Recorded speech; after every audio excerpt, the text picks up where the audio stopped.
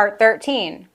If you want to agree with someone, there are a lot of ways to do it. Of course, you can just say, I agree with you, but that might be repetitive and maybe you want to switch it up. You can also say, totally, completely, absolutely, 100%. These are all responses that mean I agree with you completely. He's such a jerk.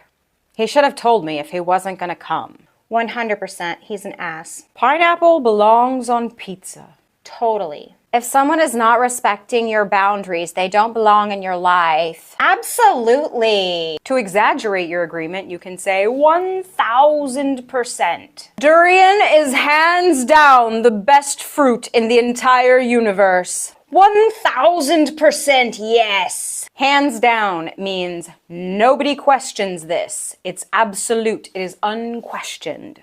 She didn't even say she was sorry. That figures. That figures is a little different. It just means that is what I would expect, but in like a cynical way. We can also just say figures. When I got divorced, my wife took half my money. Well, that figures. That's how they are. As soon as we started dating, he totally changed the way he was treating me. Figures. If you are being cynical, this is what always happens. This is what you would expect. That sounds about right is the same. Did you know that you have to pay thousands of dollars to renounce your U.S. citizenship? And then on top of that, you have to pay 24% of your capital gains as an exit tax? That sounds about right, greedy bastards. Another way to say this is that adds up or that checks out. So it means the same thing. That is what you would expect in a cynical way. My brother didn't come home last night and we found out he was drinking again. Yeah, that adds up. That is what you would expect from a drunk. You bet or you got it are informal ways of answering affirmatively. So like saying yes. Hey, can I get a coffee? You bet. You bet is also used to mean you're welcome. You tell the server, thank you so much for your great service. I appreciate you. He could answer you're welcome, but he might also say, you bet, you got it, of course, certainly, no worries, no problem, you betcha, sure thing, my pleasure, anytime.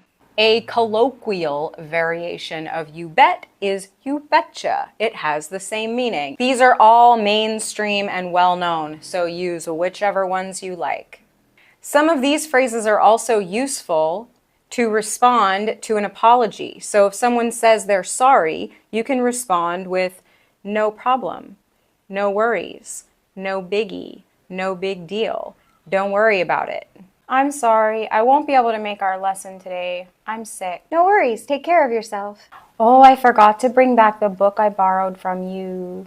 No big deal, you can bring it next time. Oh my God, I spilled the drink, I'm so sorry. No problem at all, don't worry about it. There is a true slang term, bet, which is Gen Z slang. Not everyone knows it, not everyone uses it. That basically is used to mean you agree with someone. If your friend wants to do something, anything, let's go to the beach. Bet. Here it means, okay, let's do it. You can also use it to agree with a statement that someone makes. Trump and Biden are terrible choices and US politics is a f***ing joke. Bet. Here it means you totally agree with their opinion. More mainstream ways to say this, as I mentioned in the beginning, are like totally, completely, absolutely, 100%. In the next lesson, we will learn phrases about more and less.